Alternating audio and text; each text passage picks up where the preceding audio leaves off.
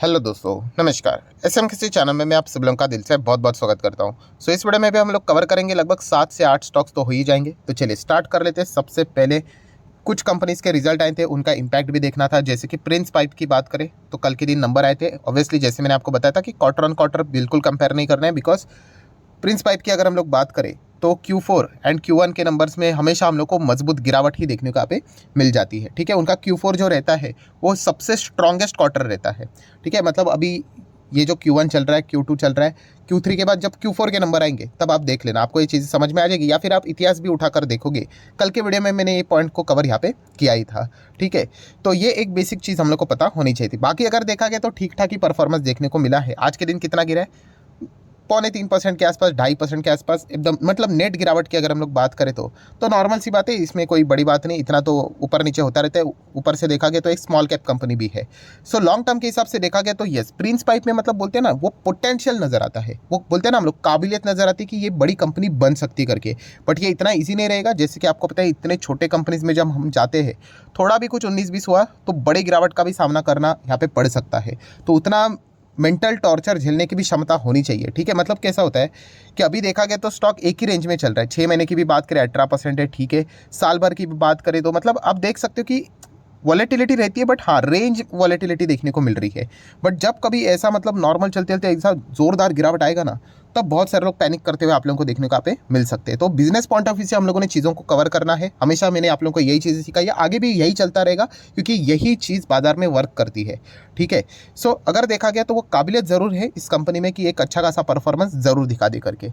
Next अगर हम लोग बात करेंगे दोस्तों, एमटार टेक। यस, एमटार टेक की अगर हम लोग बात करें तो आज के दिन कितना गिरा है? लगभग 3.5% के आसपास गिरावट देखने को मिले। वो भी नेट गिरावट है। मतलब एक्चुअल में जब शुरुआत हुई थी उसके बाद बीच में थोड़ा बहुत ही ज़्यादा नीचे गया था, बट निचले स्तर से थोड़ी सी रिकवरी होती हुई देखने को मिली। आप चाहो तो चार्ट पैटर्न के ऊपर भी देख सकते हो, नीचे से बाइंग होती हुई देखने को मिली, इसीलिए ऊपर चला गया करके।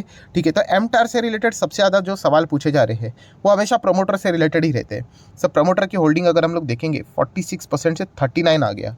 तो दोस्तों इससे रिलेटेड ऑलरेडी मैंने एक चीज़ सिखा के रखी हुई है, नोट करके रख लेना। जिन्होंने इसको नोट नहीं किया होगा तो उनको ये तकलीफ बार बार फ्यूचर में भी आने वाली है। अगर प्रमोटर माल बेचे तो क्या ये रेड फ्लैग है? तो दोस्तों नहीं। बहुत अच्छे से सुन लेना, मतलब सिर्फ प्रमोटर माल बेचे इसीलिए हमने भी मतलब एग्जिट करना चाहिए, कोई गड़बड़ है? तो ऐसा बिल्कुल भी नहीं है। ठीक है, हाँ, ये चीज़ हमेशा मैंने सिखाई। अगर प्रमोटर माल बेचा एंड अगर FIS DIS उसको ना खरीदे एंड सिर्फ वो पब्लिक को ही माल मिलते चला जा रहा है, मतलब कुछ गड़बड़ हो सकती है। ये एक आप चाहो तो एक ऊपर ऊपर से अनुमान लगा सकते हो। सो अगर हम यहाँ पे देखेंगे तो FIS का भी थोड़ा हिस्सा बढ़ा हुआ है एंड DIS तो इतने मजबूत स्थिति में अवेलेबल है, 27-28%। सो इतना ज़्यादा कोई पैनिक करने की जरूरत नहीं। पैनिक कब होता है कि मान लीजिए यहाँ पे प्रमोटर के पास कितना है, 40 पकड़ लीजिए, एंड बाकी रिमेनिंग 60%, 55% अगर पब्लिक को देके रखा हुआ है, हाँ, तो फिर हम थोड़ा बहुत यहाँ पे डर सकते हैं। ठीक है, तो इस प्रकार के शेयर होल्डिंग पैटर्न से आप लोगों को बिल्कुल भी डरने की जरूरत यहाँ पे नहीं है। प्रमोटर ने माल बेचा मतलब कोई ऐसा पाप नहीं होता है। हाँ, अगर वहाँ पे इंस्टीट्यूशनल इन्वेस्टर का अच्छा खासा प्रेजेंस है, अगर वहाँ पे उन्होंने भी पार्टिसिपेट किया है, तो फिर बिल्कुल भी डरने की जरूरत यहाँ पे नहीं है। तो ये पॉइंट भी हम लोग को पता है यहाँ पे होना चाहिए।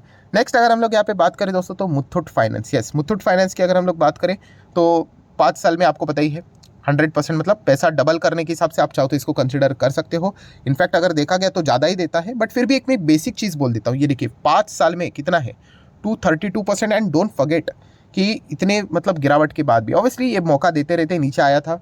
बहुत बार आप लोगों को बताया भी था कि सिंपल से स्टॉक सही है, इसमें कोई रॉकेट साइंस की बात नहीं। गोल्ड लोन में अगर देखा गया तो एक ही कंपनी हम लोग को देखने को यहाँ पे मिल जाती है जो कि ढंग का बिजनेस यहाँ पे कर रही है। बाकी मनप्पुरम की बात करें वो तो अलग ही इसमें अटकी हुई कंपनी है। ठीक है, तो मुथूट फाइनेंस की अगर हम लोग यहाँ पे बात करें, ऑब्वियसली डिस्क्लेमर क्लियर कट है, मेरे पास भी है, ऐसा कोई बात नहीं। आगे भी जो कंपनियाँ रहेगी, पीछे भी थी, बहुत सारे ऐसे कंपनीज हमारे पास रहती है। सो बताने का मकसद क्या है, हाँ, कंपनी के नंबर सामने आए एंड कंपनी के नंबर अच्छे ही देखने को यहाँ पे मिले हैं।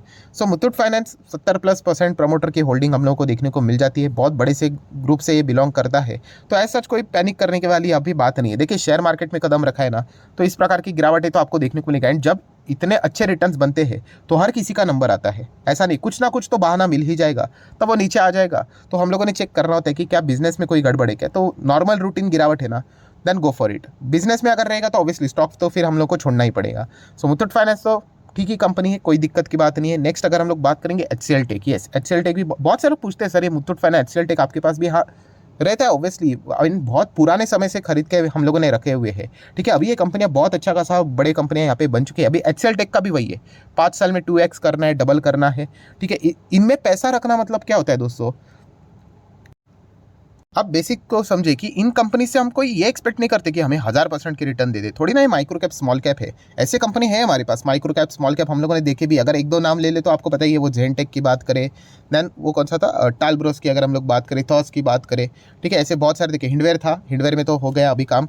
देन अगर देखा गया तो और भी बहुत सारे ऐसे कंपनीज यहाँ पे चलते रहते हैं, कुछ अभी भी नहीं चल रहे हैं तो आगे चल जाएंगे। हाँ, इन कंपनीज की बात करें तो एक ही टारगेट है भाई, एफडी से तो ज़्यादा ही रिटर्न मिल जाएगा। एफडी में आपका पैसा कब होता है, 1 लाख रुपए एफडी में रख लो, 10 साल के बाद 12 साल के बाद 2 लाख हो जाएगा उसका डबल। एटलीस्ट ये कंपनी हम लोग 5 साल में डबल कर दे, अरे 5 नहीं तो 6 में दे दे, अरे 6 नहीं तो 7 में दे दे, एफडी से तो ज़्यादा ही देगा। और ऊपर एफडी से मिलने वाला रिटर्न मतलब जो इंटरेस्ट जो भी रहेगा उसके ऊपर से टैक्स भरो 30% के ऊपर का। ठीक है, अगर आप हायर टैक्स ब्रैकेट में आते हो तो इससे अच्छा यहाँ पे ही है, 1 लाख की छूट भी मिल जाएगी, 10% ही टैक्स देना है।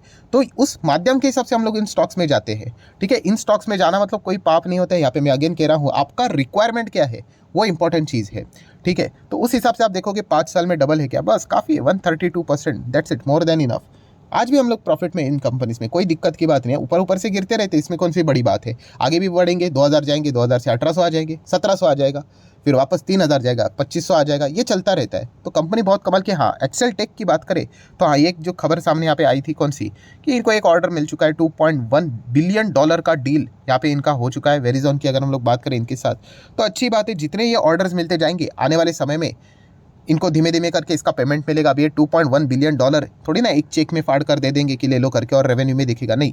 जैसे जैसे आपका काम होते चला जाएगा वैसे वैसे पेमेंट होगा, as simple as that, right. आप अपने घर पे भी कोई अगर काम करते होंगे, ठीक है, कोई अगर आप बड़ा प्रोजेक्ट करते होंगे तो आप क्या करते हो, पार्ट पार्ट पेमेंट में देते हो कि नहीं, कि एक ही बार में पूरा पेमेंट दे देते हो, नहीं ना। तो वैसा ही होता है। तो जैसे जैसे पेमेंट आते जाता है, जैसे जैसे काम होते जाता है, वैसे इनको पैसे यहाँ पे मिलते जाते हैं। सो 5 साल के लिए डबल करने वाला कंपनी में देखा गया तो एक्सेल टेक में आपको कोई दिक्कतें होनी नहीं चाहिए। दैन मदरसन इंटरनेशनल की बात करें, एम सुमी की बात करें, ये भी रिटेल इन्वेस्टर के फेवरेट स्टॉक लगते हैं। कहाँ से पता चलता है, कमेंट सेक्शन में। मतलब अगर मैं सर्च कर दूँ तो इन कंपनीज के नाम तो देखने को यहाँ पे मिल ही जाते हैं। देखिए, ये कंपनी भी बहुत बड़ी कंपनी, मैं आपको ऑलरेडी बहुत बार बता चुका हूँ, ये कंपनियाँ कोई बुरी नहीं है, इनको बुरा कौन बोल सकता है, बहुत बड़े कंपनीज है ये। हाँ, बट अगर हम लोग यहाँ पे रिटर्न्स की बात करें, 1000% 2000% की रिटर्न्स, तो यहाँ पे थोड़ा सा उसके चांसेस हम लोग को कम देखने को यहाँ पे मिल जाते हैं। बाकी डिसेंट रिटर्न आप लोगों को एवरेज टाइप के रिटर्न्स इन कंपनीज में जरूर देखने को यहाँ पे मिल जाएंगे। एंड फिलहाल तो इनके प्लान्स चल रहे इन दोनों कंपनी का, जितना हो सके एक्विजिशन करते चले जाओ, करते चले जाओ, करते चले जाओ, और उसके बाद बड़ा बिजनेस बन जाएगा, रेवेन्यूज आ जाएंगे तो कंपनी अच्छा करेगी करके। तो ये कोई खराब कंपनी नहीं है। हाँ, अनरियलिस्टिक एक्सपेक्टेशन रखोगे तो थोड़ा बहुत दिक्कतें हो सकती है। नेक्स्ट बात करेंगे IRCTC। तो इससे रिलेटेड एक ही कहानी पूछी जाती है, सर ये भागेगा कब। बिलीव मी दोस्तों, ओपनली कहना चाहूँगा, ये किसी को नहीं पता होता है स्टॉक कब भागेगा, स्टॉक कब गिरेगा। अगर इतना सिंपल होता मार्केट तो ऑब्वियसली मैं इन स्टॉक्स को निकाल कर बैठ जाता, जब भागेगा उसके एक दिन पहले खरीद लूँगा, एक हफ्ते पहले खरीद लूँगा, सिंपल है ना। तो ऐसा किसी को पता नहीं होता है।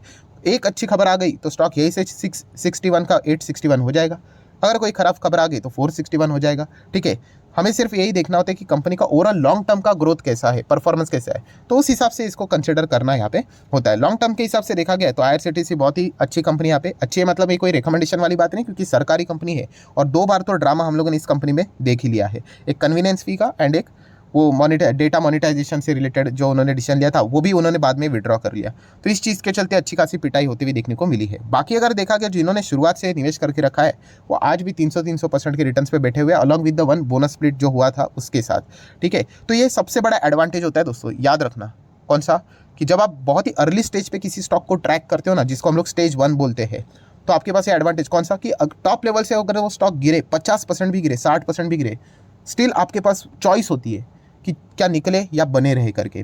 ठीक है, वो चॉइस जो बाद में तेज़ी देखकर जो आते हैं ना, उनके पास वो चॉइस नहीं रहती है। जैसे अगर हम लोग बात कर रहे हैं जेनटेक की, 150 का स्टॉक था, 150 190 वॉट एवर उसी के रेंज में, आज 700-800 पे। मान लीजिए वो 60% भी क्रैश हो गया, कुछ गड़बड़ हो गई, मान लीजिए, स्टिल हमारे पास चॉइस रहेगा कि निकल जाए नहीं निकल जाए। हाँ, प्रॉफिटेबिलिटी उड़ जाएगी हमारी, बट हम लॉस में नहीं जाएंगे। तो इसलिए कहता हूँ कि तेज़ी देखकर जब आप जाते हो किसी भी स्टॉक में रैंडमली, तो फिर वो दिक्कत आपको बाद में हो सकती है।